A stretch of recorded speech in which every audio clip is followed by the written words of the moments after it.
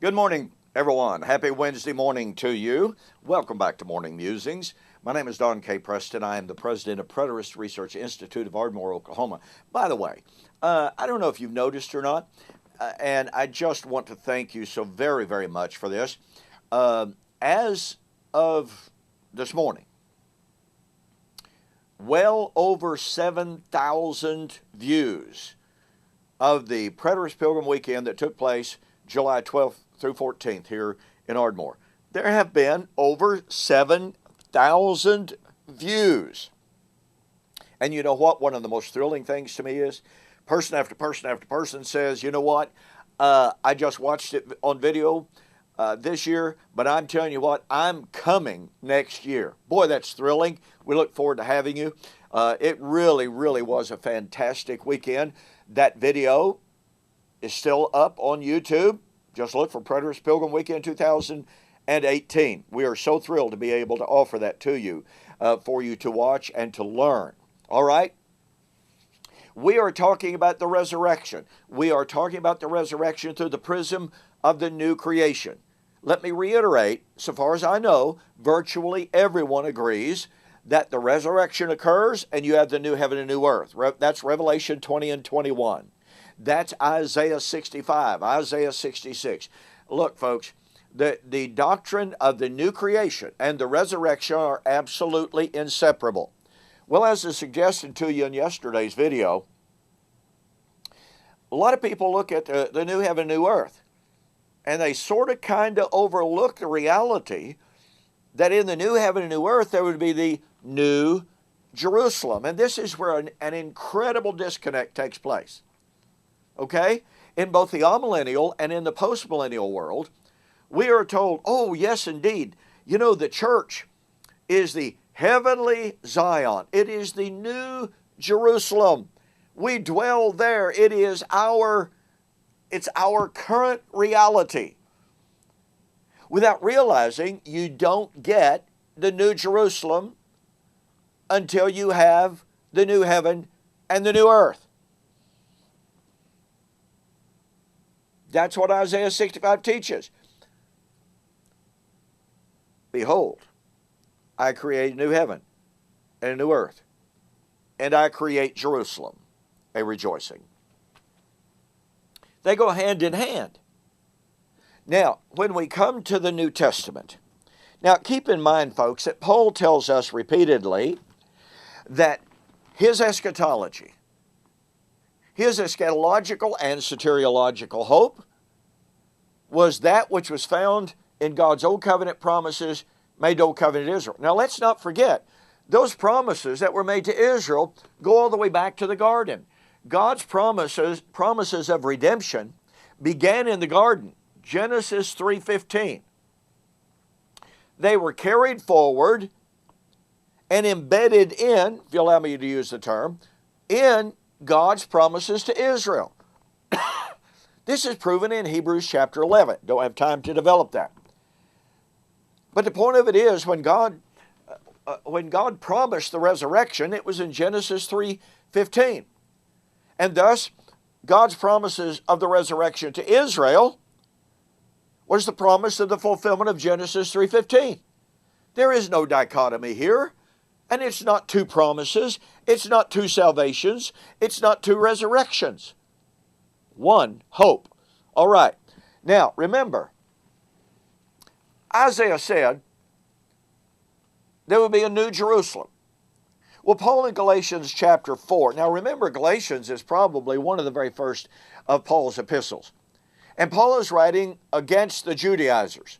He is writing to the churches that are being so tremendously affected by it. What was the Judaizers? The Judaizers said you have to keep the law of Moses and be circumcised to be saved. They were saying, in other words, you got to give loyalty to the old Jerusalem. Paul says this, tell me, those of you who desire to be under the law, do you not keep the law? For it is written that Abraham had two sons, the one by a bondwoman, the other by a free woman.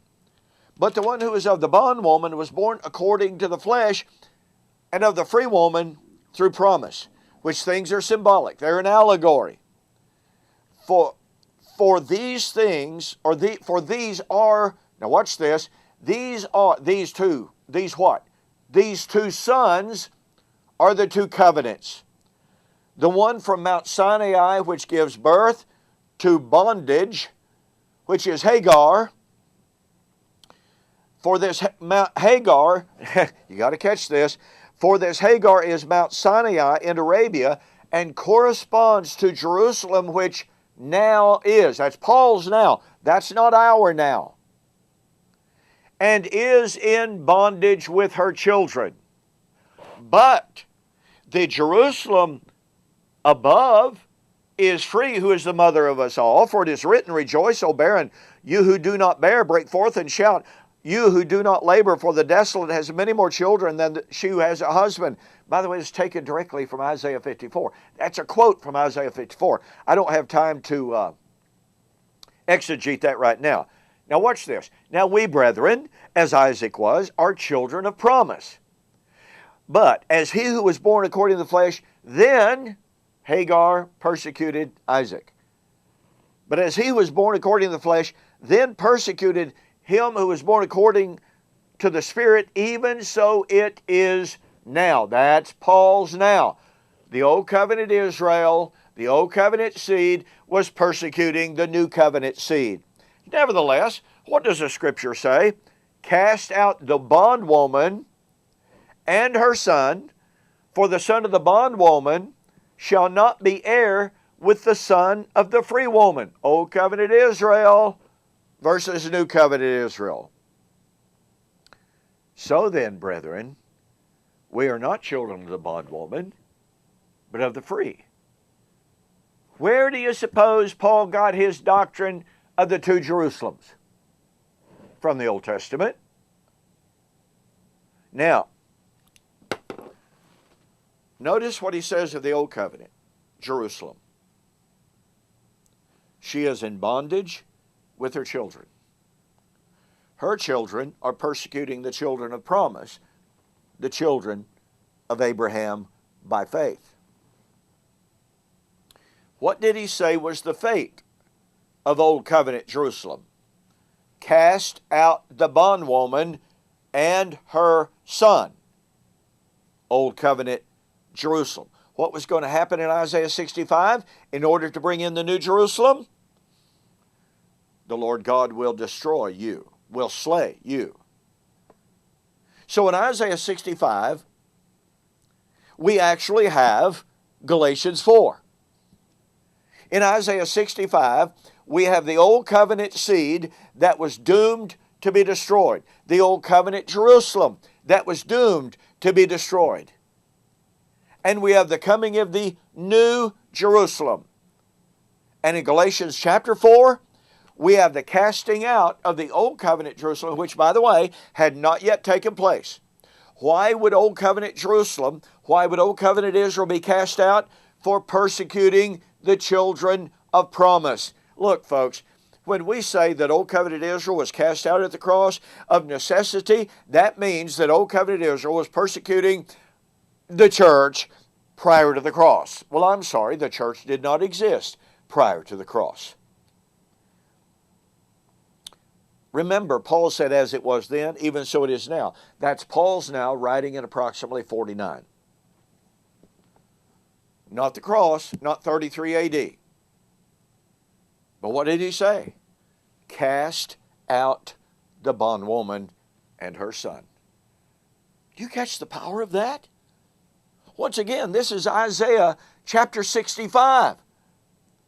And what about this New Jerusalem? Had it fully arrived yet? No. The Jerusalem that is above is the mother of us all. They were waiting for the full arrival of the New Jerusalem. When would that come? When the Old Covenant Jerusalem was cast out. Do you see the beautiful harmony, the beautiful unity, the beautiful reality of the two Jerusalems? Don't forget, you get a copy of my book, The Elements Shall Melt with Fervent Heat, in which I develop this concept of the New Jerusalem And you will see how the New Testament doctrine of the New Jerusalem demands the new creation. But wait a minute, folks. You know, if the New Jerusalem is not a literal, material, physical city, then the new heaven and the new earth is not a literal, material, physical reality. And we've got more. Go to my website and purchase the book of The Elements Shall Melt with Fervent Heat. Be sure to include a note that says you saw the offer on YouTube or Facebook, and I'll refund your shipping. Okay? Thanks again for joining me. Don't forget, we'll see you on the flip side.